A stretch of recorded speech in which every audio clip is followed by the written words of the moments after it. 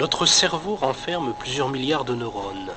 En soi, chaque neurone ou cellule nerveuse ne peut être qualifié d'intelligent. Il ne fait qu'exécuter un certain nombre de tâches élémentaires, comme ouvrir un canal ou bien le fermer. Mais en les associant, tout change. Chaque neurone est en effet relié à des milliers d'autres par un câblage extrêmement complexe et soumis à l'imprégnation de substances chimiques qui modulent son activité. Alors, émerge la pensée, émerge la conscience, émerge l'intelligence. La fourmilière renferme, elle aussi, des millions de fourmis qui communiquent entre elles. De là à penser que... Pierre Gesson, vous qui êtes un spécialiste de la communication animale, notamment de la communication chez la fourmi, est-ce que cette comparaison entre le cerveau, la fourmilière, le neurone et la fourmi, que je n'ai pas inventé, on la trouve par exemple chez le philosophe américain Douglas Hofstadter dans Gödel et Scherbak, est-ce que ça vous semble complètement hors de propos, ou bien est-ce qu'il n'y a pas quand même quelque chose qui fait que l'analogie peut se concevoir? Parce qu'il y a quand même une analogie de structure. Oui, enfin, disons que, bon, je pense qu'il y a aucune question est inintéressante à propos des fourmis, ça, c'est pas moi qui vous dirais le contraire. Mais moi, je suis plus attiré par les comportements qui ont un sens chez les fourmis. Quand une fourmi va chasser, c'est parfaitement cohérent. Quand elle ramène une proie, c'est parfaitement cohérent. Quand elle pond, quand elle soigne ses larves, quand elle aide ses sœurs à éclore, c'est parfaitement cohérent.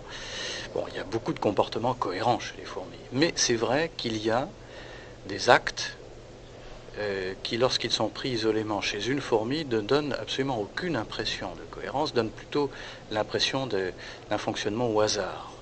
Et c'est vrai qu'à partir d'un neurone, on ne peut pas expliquer un cerveau. Et si vous regardez une fourmi effectuer un comportement erratique, bah, vous n'avez pas l'impression que vous pouvez comprendre la fourmilière.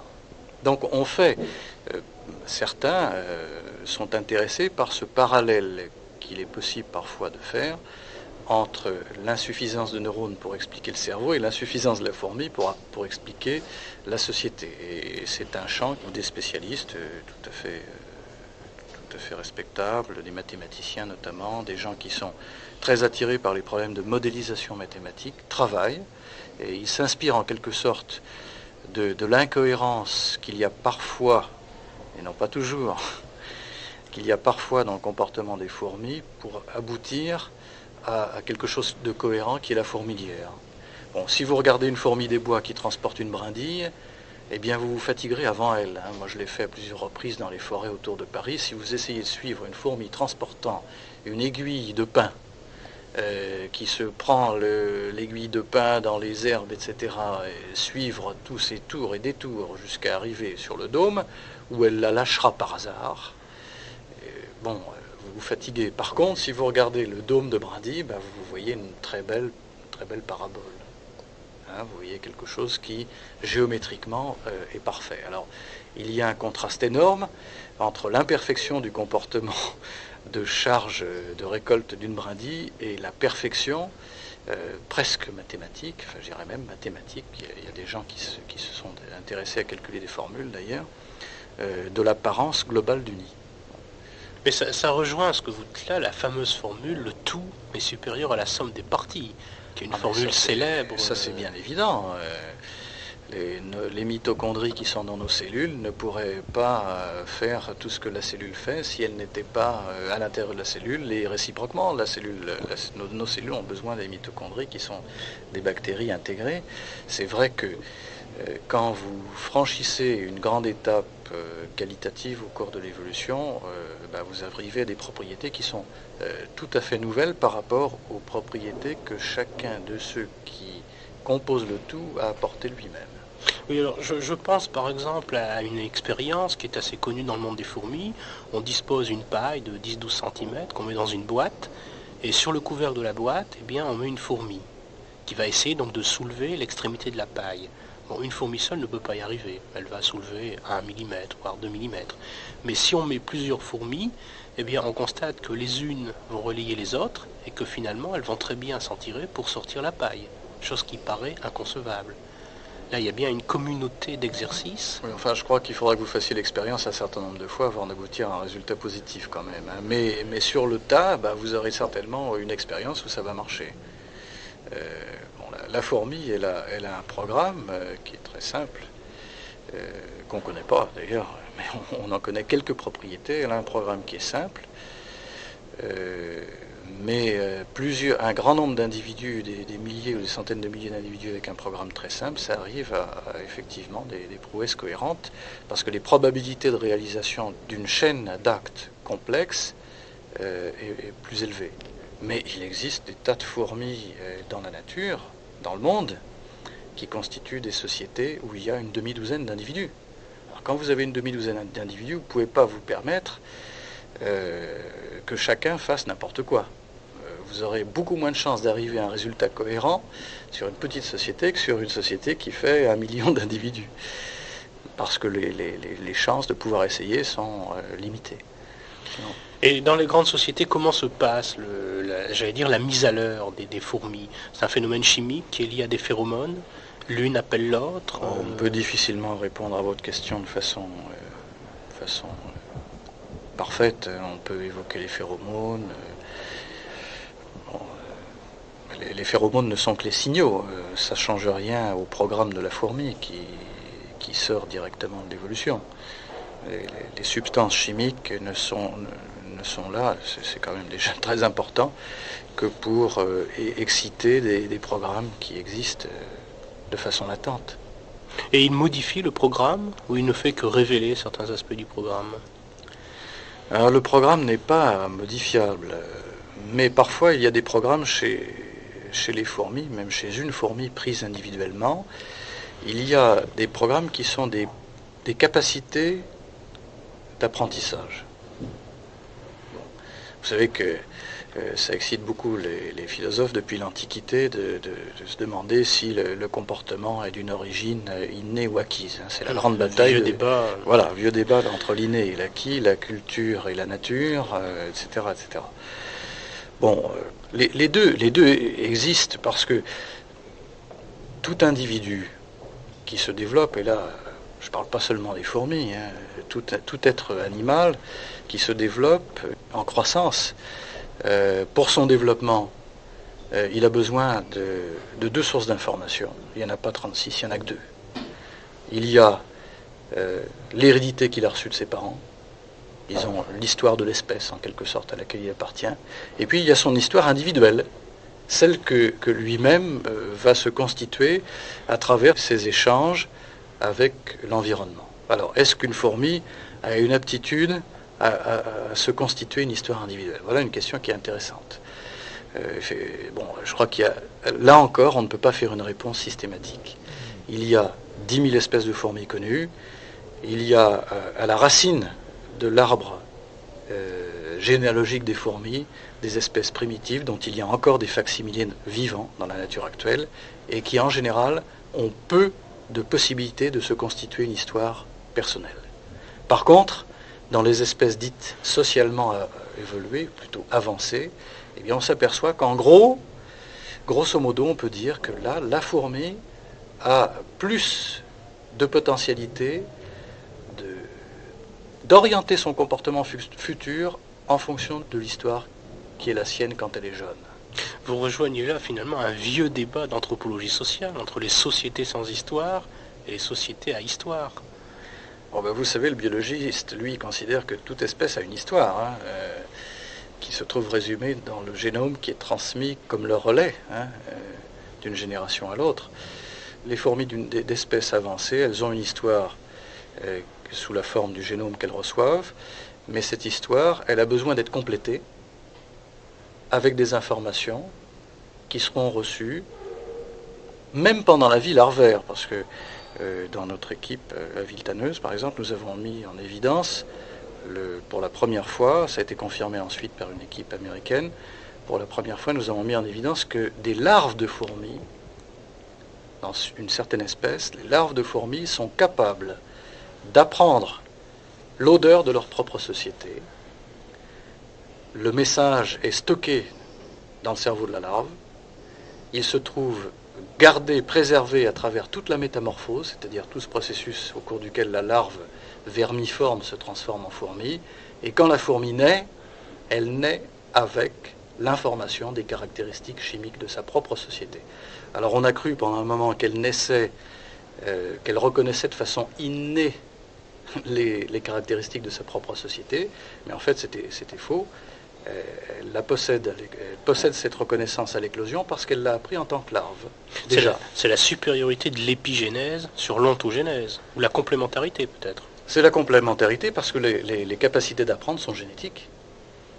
Je ne sais plus qui dit, c'était un biologiste dont j'ai oublié le nom, qui disait que dans les domaines d'apprentissage, 100% était acquis et 100% était inné. Je ne sais pas qui c'est, j'espère que ce n'est pas quelqu'un que je connais parce que je veux dire que c'est idiot. Non, mais pas... Non, vous savez, il faudrait un maître ou un rapporteur ou une balance à mesurer l'inné et l'acquis. On ne peut pas opposer l'un à l'autre. Dans l'exemple que je viens de donner, on peut dire que l'inné prévoit l'acquis. Parce qu'une larve de fourmi dans ces espèces-là, où va-t-elle naître? L'œuf de fourmi, il éclot dans sa société parente. Par conséquent, tout l'apprentissage que va faire la larve pour reconnaître les caractéristiques de sa société pour ne pas se mélanger plus tard avec une autre société, eh bien, la larve n'a aucune liberté d'apprendre autre chose, finalement, que les caractéristiques de sa propre société.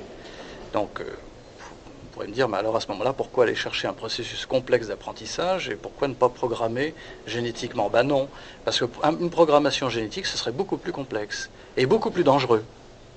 Parce que s'il y a une mutation dans l'odeur qui porte sur l'odeur de la société, eh bien ce serait la fin. Puisque la fourmi qui naîtrait, ce serait la fin de la société en tous les cas, puisque la fourmi qui naîtrait serait incapable d'intégrer cette mutation. Alors que s'il y a une souplesse, grâce à des aptitudes programmées d'apprentissage au cours de la vie larvaire, si vous avez une dérive de l'odeur coloniale, par exemple parce que la reine est morte et qu'il y en a une nouvelle qui arrive, si la reine a une influence importante sur l'odeur coloniale, eh bien les larves qui vont se développer vont être capables, grâce à cette aptitude, à intégrer la variation. Et la fourmi qui va naître va répondre à l'odeur qu'elle aura, dans laquelle elle aura baigné.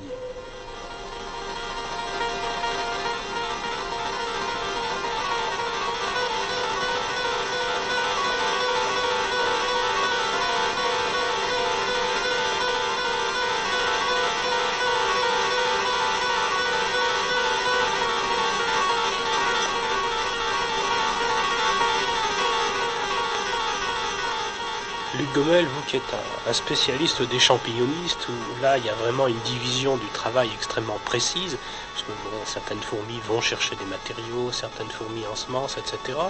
Est-ce que vous attribuez cette division du travail, cette répartition des tâches à une intelligence, ou est-ce que vous invoquez plutôt des programmes génétiques qui auraient été révélés aussi par épigénèse?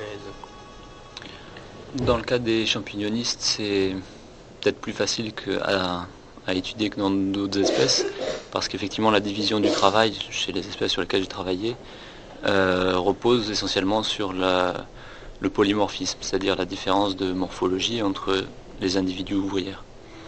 C'est-à-dire qu'en fait, schématiquement, disons que ce sont les petites ouvrières qui s'occupent des larves et les grandes ouvrières qui s'occupent de la récolte des végétaux nécessaires à la culture du champignon. Mais pourquoi il y a des petites ouvrières? Pourquoi il y a des grandes ouvrières? C'est une question de nourriture au départ? Alors il y a plusieurs facteurs qui interviennent quand on part d'un œuf femelle, c'est-à-dire d'un œuf fécondé, pour savoir ce qui oriente vers donc soit une petite ouvrière, soit une grande, et aussi vers un sexué femelle.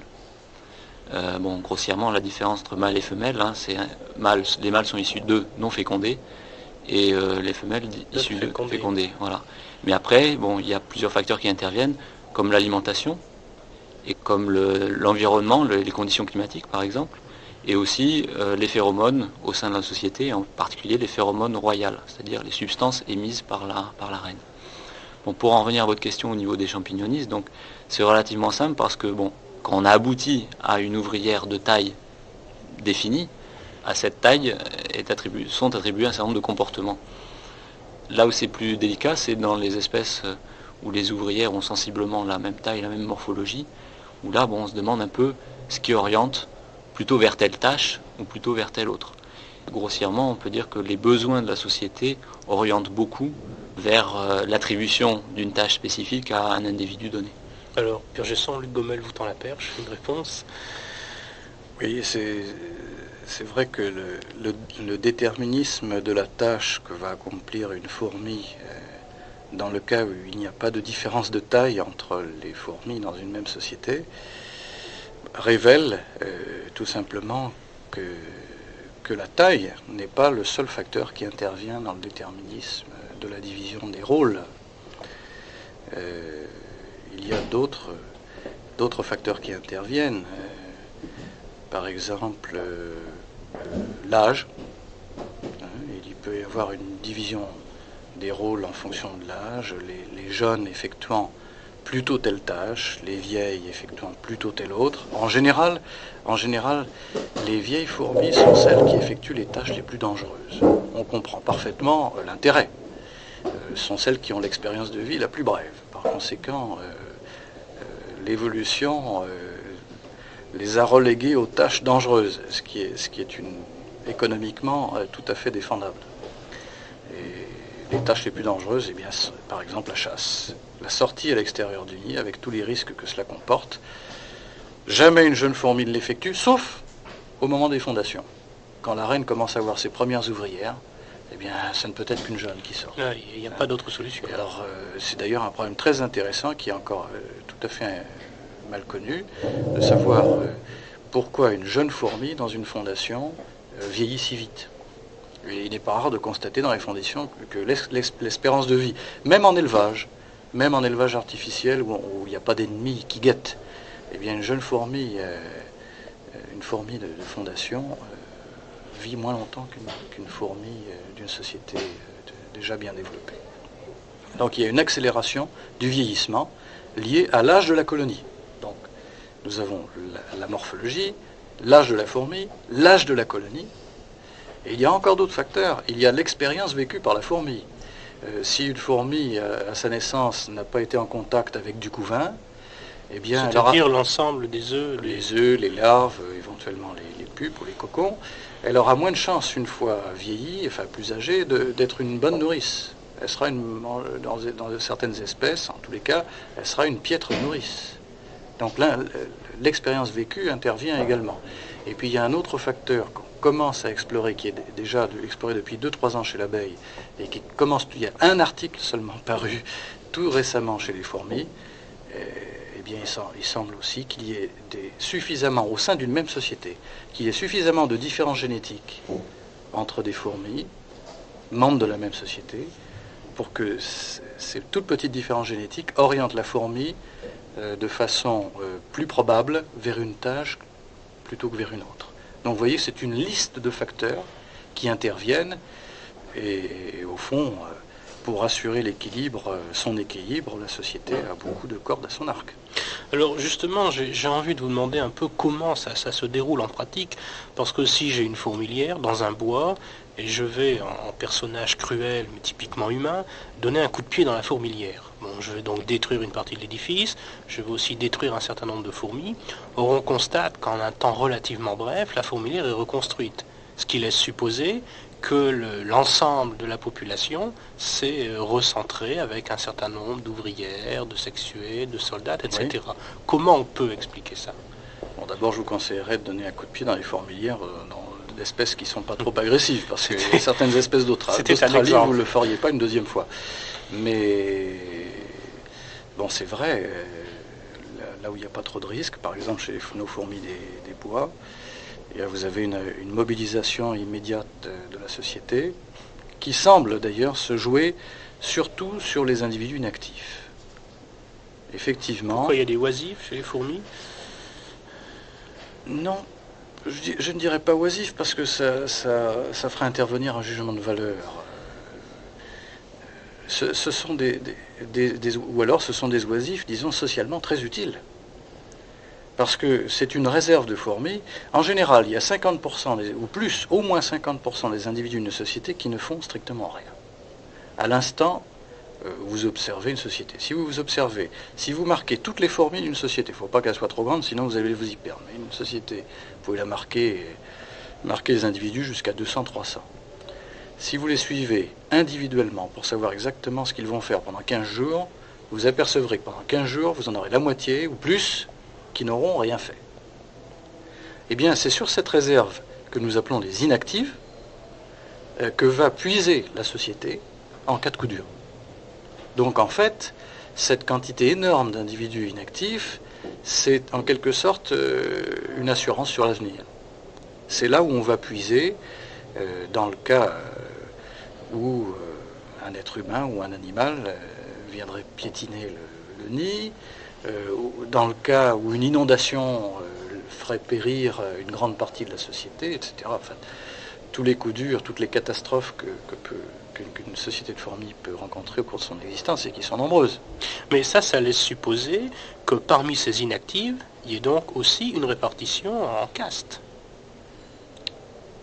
La question, effectivement, est tout à fait pertinente, parce qu'il semble bien que chez les inactives, il y en a qui soient plus prédestinés à être de futures soigneuses, et d'autres qui soient plus prédestinées à être de futures approvisionneuses de la société. Effectivement, il semble bien que dans le pool des inactives, il y ait des aptitudes qui sont en réserve et qui sont différentes. Les inactives ne sont pas identiques les unes aux autres du point de vue de leur potentialité. Alors Bernard Werber, j'aimerais avoir l'opinion du romancier sur ce sujet. Vous dites en permanence que pour comprendre les fourmis, il faut penser différemment. Oui. Effectivement, si nous on regarde un comportement de fourmi, ou au contraire un comportement de fourmilière, on est parfois surpris. Alors si vous aviez à définir l'intelligence de la fourmi, l'intelligence de la fourmilière, comment vous qualifieriez les deux? Je dirais qu'elle est incompréhensible. Je crois que c'est je crois qu'il faut avoir l'humilité de comprendre qu'on n'y comprend finalement que très peu. Vous voulez dire pour la fourmi ou pour la fourmilière? Pour les deux. Pour les deux. Je crois vraiment que les fourmis sont des extraterrestres avec lesquels nous cohabitons en permanence. Alors il y a certains comportements qui semblent similaires aux nôtres, alors on donne une interprétation qui est peut-être valable, mais qui est peut-être fausse parce qu'elles ont des sociétés qui sont peut-être plus complexes que la nôtre. Déjà certains nids, certaines villes sont plus importantes que les plus grandes de nos mégapoles, et certains de leurs comportements ou de leur industrie ne sont pas à notre portée. Peut-être qu'elles ont elles ont dépassé notre seuil technologique, on fait demi-tour. Je sais pas, en poussant très loin la science-fiction, on pourrait arriver à ça. Mais je crois que déjà arriver à essayer de comprendre la fourmi nous oblige, nous, à sortir un peu dans notre peau d'humain, et ça nous ouvre l'imagination et ça nous ouvre notre capacité à comprendre les choses. Peut-être que lorsque nous aurons compris les fourmis, nous serons mieux capables d'accueillir les extraterrestres si un jour ils débarquent.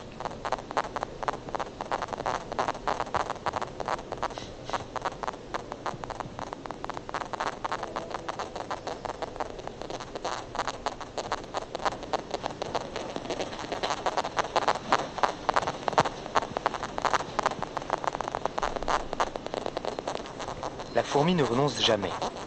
Elle se cognera s'il le faut 15 000 fois et de 15 000 façons différentes, la tête contre l'obstacle, jusqu'à ce qu'elle meure ou que l'obstacle cède. Une telle manière de procéder semble illogique. Elle a certes coûté beaucoup de vie et de temps à la civilisation myrmécéenne, mais elle s'est avérée payante. À la fin, au prix d'efforts démesurés, les fourmis sont toujours parvenues à surmonter les difficultés. À Satéi, les exploratrices avaient commencé par tenter la traversée à pattes. La peau de l'eau était assez résistante pour supporter leur poids, mais n'offrait malheureusement pas de prise pour les griffes. Les fourmis évoluaient sur le bord du fleuve comme sur une patinoire, 2 pas en avant, 3 pas sur le côté, et slurp, elles se faisaient manger par les grenouilles. Après une centaine de tentatives infructueuses et quelques milliers d'exploratrices sacrifiées, les fourmis cherchèrent autre chose. Des ouvrières formèrent une chaîne en se tenant par les pattes et par les antennes jusqu'à atteindre l'autre rive. Cette expérience aurait pu réussir si le fleuve n'avait pas été aussi large et tourmenté par les remous de 140 000 morts. Mais les fourmis ne renonçaient pas. Sous l'instigation de leur reine de l'époque, Biupani, elles essayèrent de bâtir un pont de feuilles, puis un pont de brindilles, puis un pont de cadavres de hannetons, puis un pont de cailloux, Ces 4 expériences coûtèrent la vie à près de 670 000 ouvrières. Bihupani avait déjà tué plus de ses sujets pour édifier son pont utopique que toutes les batailles territoriales livrées sous son règne. Elle n'abandonna pas pour autant. Il fallait franchir les territoires de l'Est. Après les ponts, elle eut l'idée de contourner le fleuve en remontant sa source par le nord. Aucune de ces expéditions ne revint jamais. 8000 morts. Puis elle se dit que les fourmis devaient apprendre à nager. 15 000 morts. Puis elle se dit que les fourmis devaient tenter d'apprivoiser les grenouilles. 68 000 morts. Utiliser les feuilles pour planer en se lançant du grand arbre. 52 morts. Marcher sous l'eau en pesant les pattes avec du miel durci. 27 morts. La légende prétend que lorsqu'on lui annonça qu'il n'y avait plus qu'une dizaine d'ouvrières indemnes dans la cité et qu'on devait donc renoncer momentanément à ce projet, elle émit la sentence « Dommage, j'avais encore plein d'idées ». Les fourmis de la Fédération finirent pourtant par trouver une solution satisfaisante. 300 000 ans plus tard, la reine Lifogrioni proposa à ses filles de creuser un tunnel sous le fleuve. C'était tellement simple que personne n'y avait pensé plus tôt. Et c'est ainsi qu'à partir de Satéi, on pouvait circuler sous le fleuve sans la moindre gêne.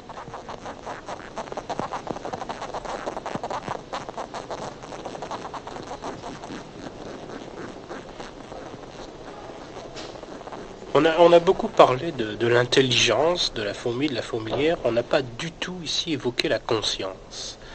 Alors, Pierre Gesson, je vous vois titiller de l'œil. Est-ce que c'est quelque chose dont on peut parler, ou alors là, on est complètement dans l'inconnu? Ah non, là, on n'est pas dans l'inconnu, on est dans le connu. On est à côté de la plaque. Il n'y a pas de conscience. Parler de conscience chez les fourmis, c'est vraiment faire de la projection. Alors là, à 100%.